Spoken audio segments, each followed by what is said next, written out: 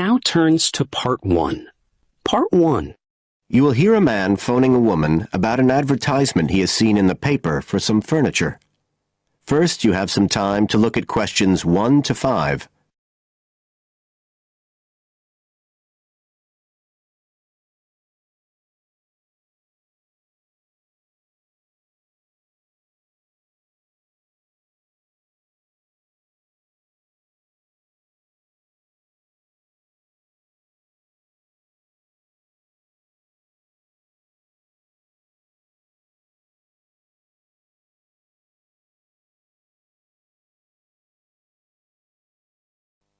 As you listen, because you will not hear the recording a second time.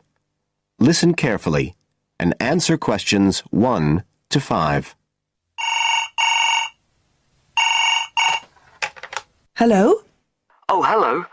I'm ringing about the advertisement in yesterday's newspaper. The one for the bookcases. Can you tell me if they're still available? We've sold one, but we still have 2 available. Right. Can you tell me a bit about them?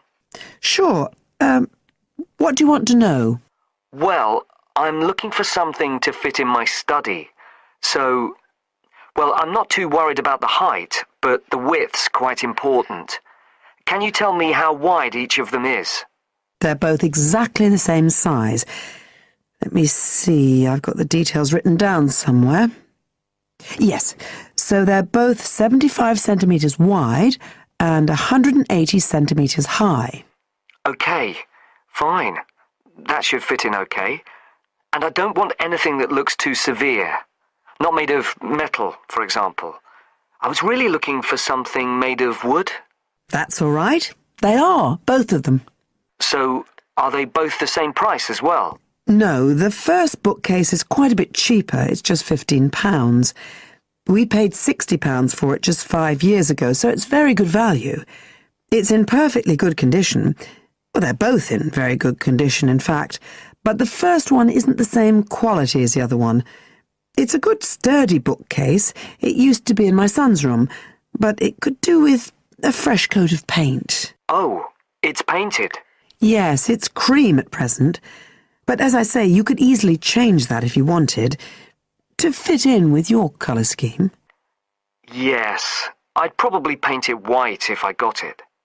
Let's see, what else? Oh, how many shelves has it got? 6. 2 of them are fixed, and the other 4 are adjustable, so you can shift them up and down according to the sizes of your books. Right, fine. Well, that certainly sounds like a possibility. Before you hear the rest of the conversation, you have some time to look at questions 6 to 10.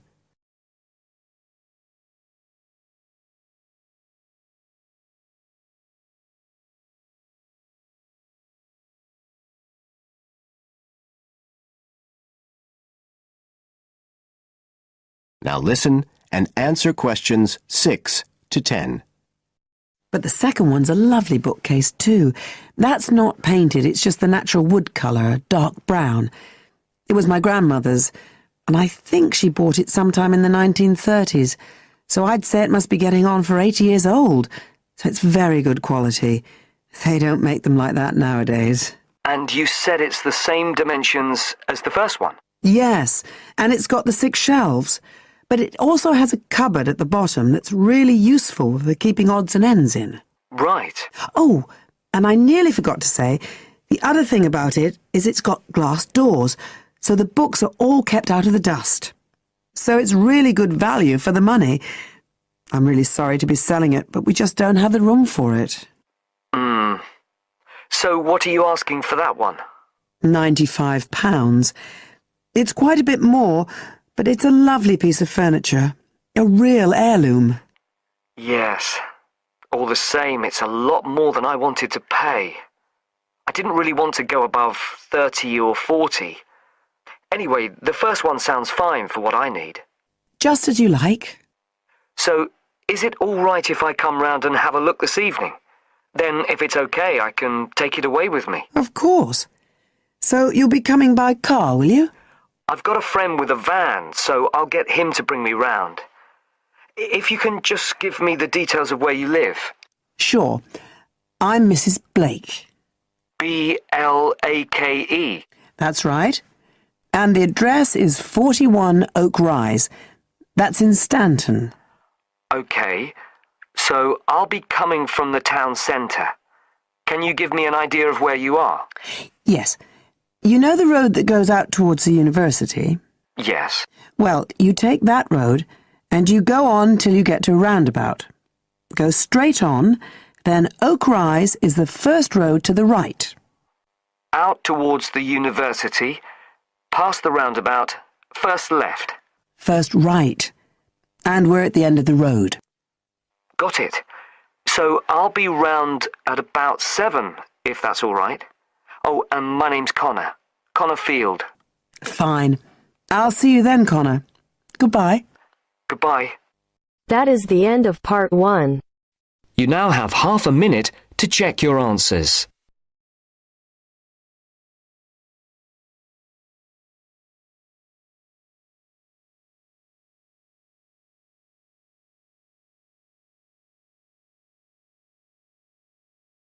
Now turns to part 2.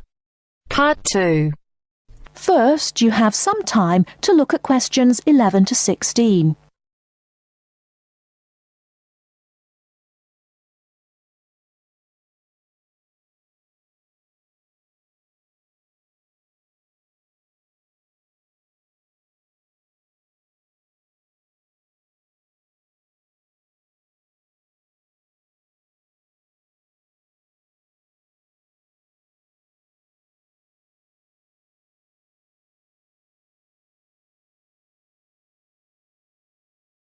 Now, listen carefully and answer questions 11 to 16. Hi, Joanna. What's the matter? You look a bit depressed. Hi, Kamal. I've just been reading this article in the newspaper about how difficult it is for sociology students to get a job after they graduate. They always want people with work experience. How do you get work experience if they won't give you a job? It's an impossible situation. Yes, I know. It's a real problem. And the article says that some people spend a year or more living at home, doing unpaid voluntary work just to get something to put on their CVs. Really boring stuff like photocopying and addressing envelopes. I don't want to do anything like that. I want a real job. It's the elections for the Students' Union committee posts next month here at the university. All the positions are up for election. Academic officer, sports officer... What's your point? And the position of equal opportunities officer is coming up for election. I'm still not sure what you're getting at. Why don't you stand for it? The post starts in June. You're well known at the university, and I think you would be good at it. Equal opportunities officer? That sounds great. Isn't that the Students' Union officer who promotes equality within the university? Yes, that's right. They raise awareness of equal opportunities for everyone in the university and promote the issue around campus.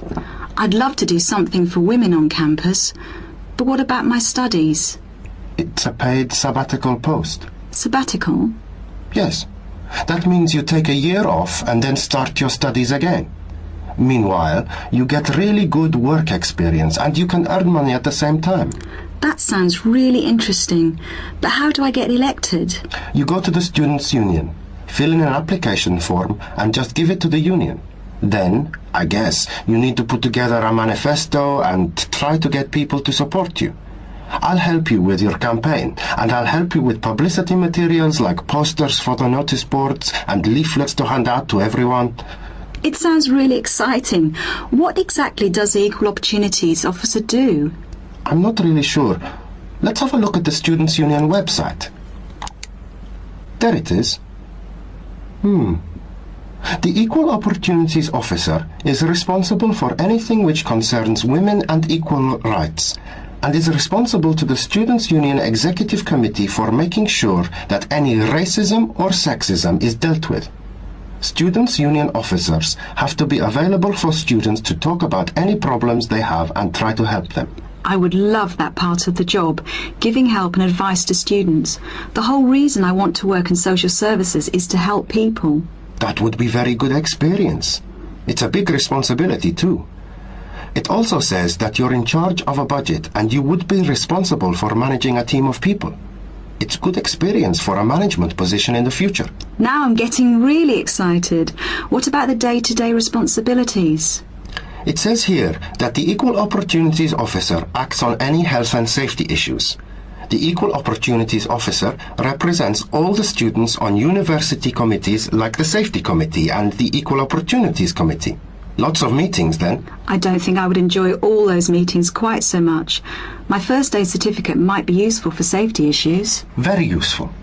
And you would supervise the running of the creche, make sure that students with young children have access to childcare, that sort of thing. Oh look, the Equal Opportunities Officer also has responsibility for the university bus service. Perhaps I could even get it to run on time. No, don't be too ambitious. We have to get you elected first. Let's take a walk to the union office. Maybe we can meet the Equal Opportunities Officer and talk to her about the job. Great, let's go. Before you hear the rest of the talk, you have some time to look at questions 17 to 20.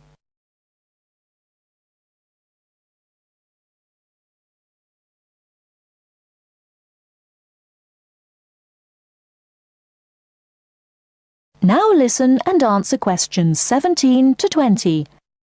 That's about all I want to say about the course and coursework. As you heard, it's very intensive and there's a lot of work to do. So, how to deal with all the work? It's really important to make sure you have good study skills. It makes the difference between failing, just passing, or doing well on any course. There are workshops given by student service counsellors on study skills. But I just want to put you in the picture with a quick overview of useful study skills. There are 5 points I want to make here. The main thing is to get organised. The first thing you need to do, as soon as you get your timetable and reading list, is to draw up a plan of study. Time management is what all students are bad at. Unfortunately, it's what they need to be very good at. Make up a timetable and put in all the things like lab work, lectures, seminars and tutorials that you will attend. Make a note of exactly what work you will do for each of your courses. Where do we get that from? Your lecturer will tell you exactly how you will be assessed at the end of the course. Make sure that you add in time for reading, preparing seminars and so on. Put deadlines into your study plan and put these deadlines into your computer to remind you when they are. With deadlines you need to be realistic and know yourself. Are you the kind of person who leaves things to the last minute? If you are, make sure you remind yourself about deadlines well in advance. Don't leave things to the last minute. That sounds like me. Aim to have a balanced life of academic work, a paid job if you need one, and social activities. As a rough guide, you should be doing 40 hours of academic work per week, and 5 to 15 hours for a part-time job, no more. The second point is don't be late or miss lectures. Remember, the person giving the lecture is probably the same person who sets your exams. In lectures, you hear information from the person who will be testing you on it. You will take much longer to gather it from other sources. Classes offer an opportunity to ask questions about difficult material, and you won't miss extra information. Thirdly, make sure that you regularly reread your notes from lectures, books and handouts. This will help you remember what you have done. Finally, 2 more important points. We expect you to work long hours on your own. The information we give you in tutorials and lectures is just a starting point, often comprising the main points of themes of the subject. After this, it's up to you to go into detail about the topic and be familiar enough on certain points to give a seminar on it if asked. The next and last point is this. You need to think about what you read and any information you get on a topic. We're looking for students who can evaluate material critically, students who can think critically.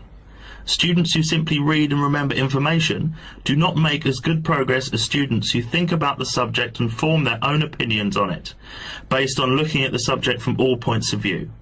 So we are not just learning facts and figures. Facts and figures are an important part of learning, but not the most important thing. It's what you do with them that is critical. That is the end of part 2. You now have half a minute to check your answers.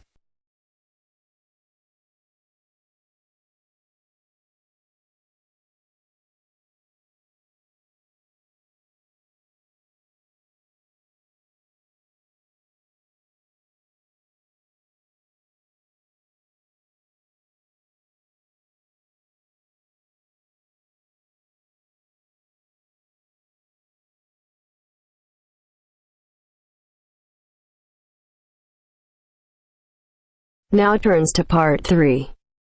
Part 3. You will hear a conversation about shopping.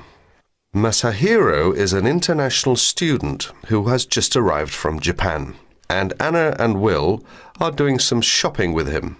You have some time to read questions 21 to 26 first.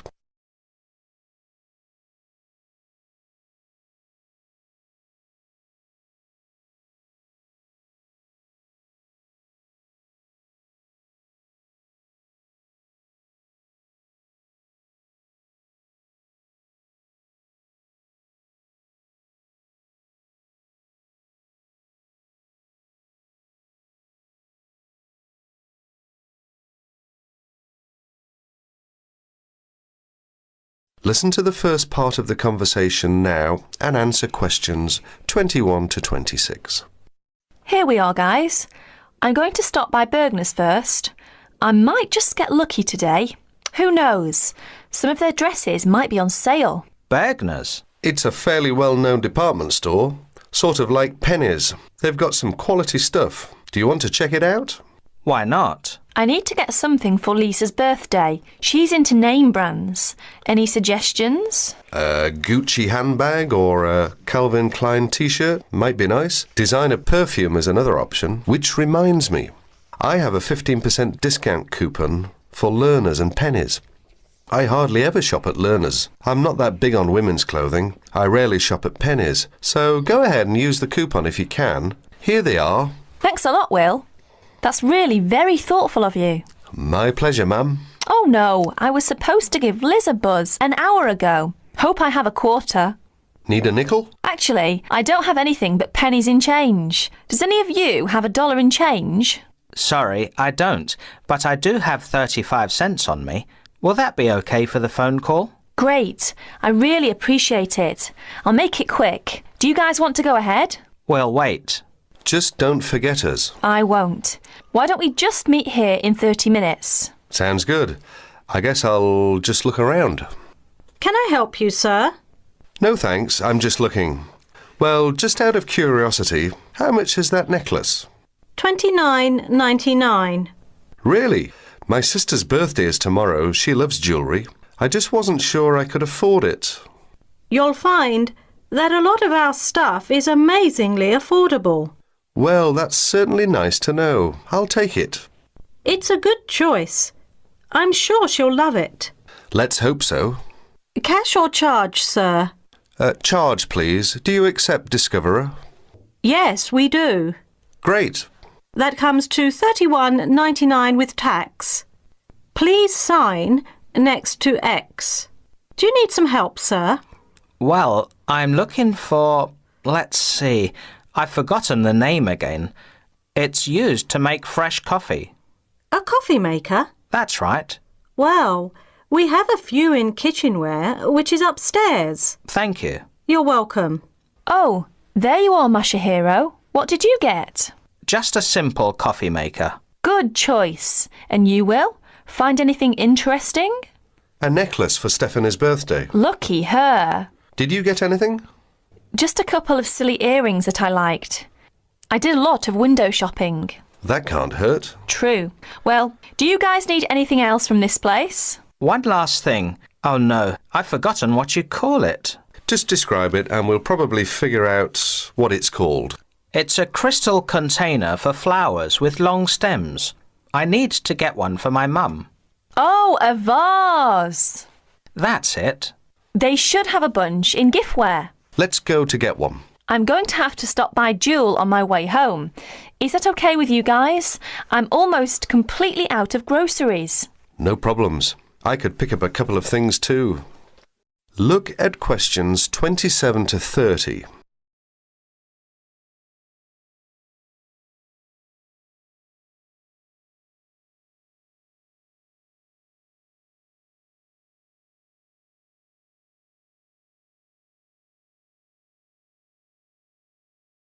Now you will hear the rest of the conversation.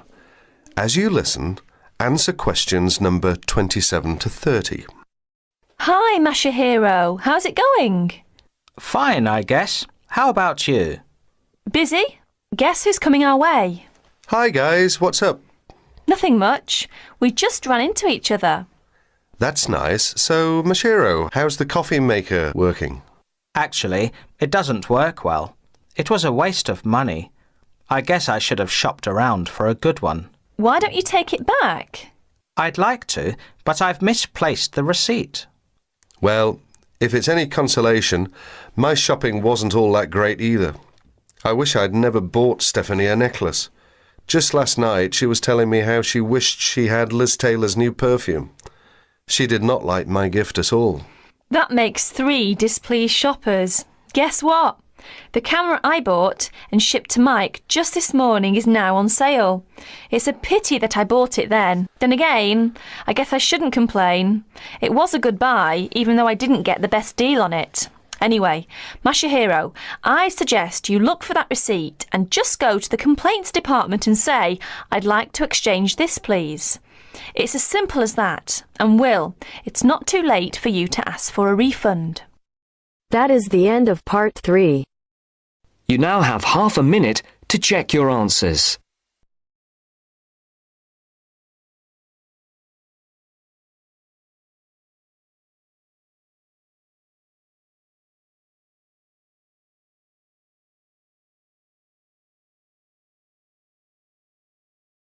Now turns to part 4.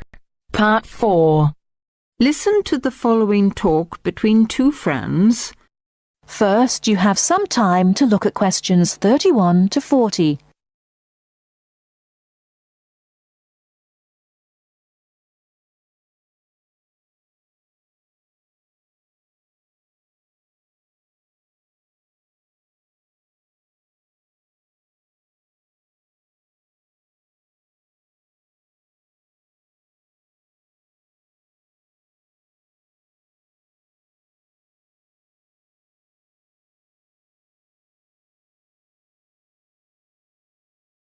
Now listen carefully and answer questions 31 to 40. Do you know what, Tom? It won't be long before we'll all be travelling to space in a cable car. A cable car? What do you mean? A sort of skylift?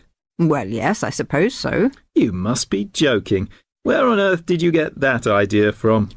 Oh, I've just been reading it in a book called Apes to Astronauts by Adrian Berry. He's the science correspondent of the Daily Telegraph, so he should know what he's talking about. He says, wait a minute, I've got it here, page 28. A cable car to the heavens. Oh, honestly, Jane, you surely don't believe all that stuff you read in those sci-fi books? It's not science fiction, it's a fact. Hang on, I'll read you what he says. The space writer Arthur C. Clarke, to whose inspiration we owe the communications satellite, recently outlined a proposal for a new means of space travel, which, he admitted, is so outrageous that many of you may consider it not even science fiction, but pure fantasy. Shall I go on? No, just tell me how he thinks it could be done. Well, it sounds quite simple, really. One end of a cable, 23,000 miles long. How long? 23,000 miles. Do listen. One end of a cable, 23,000 miles long, would be attached to a point on the Earth's equator, and the other to a satellite in geostationary orbit. So? The cable would be absolutely tight between the 2 points, and the elevator would travel up and down, carrying people and freight. According to Arthur Clarke, it's the only way to travel in space without using rocket engines, which would make it much more economical. I wonder if it would be more comfortable. It sounds pretty uncomfortable to me, and heaven knows what speed it'd be travelling at. What would happen if the cable broke? Oh, he explains all that. Apparently, the most likely place for it to break would be at or near the ground. And if that happened, it wouldn't fall down, it would fall upwards. Upwards? Yes, I suppose it would. Yes, sounds funny, doesn't it? Something falling upwards. Anyway, it wouldn't matter too much either if the cable broke away from the high end. It'd remain rigid until it could be reattached to the satellite. I don't quite see why. Well, it would be the pull of gravity from above.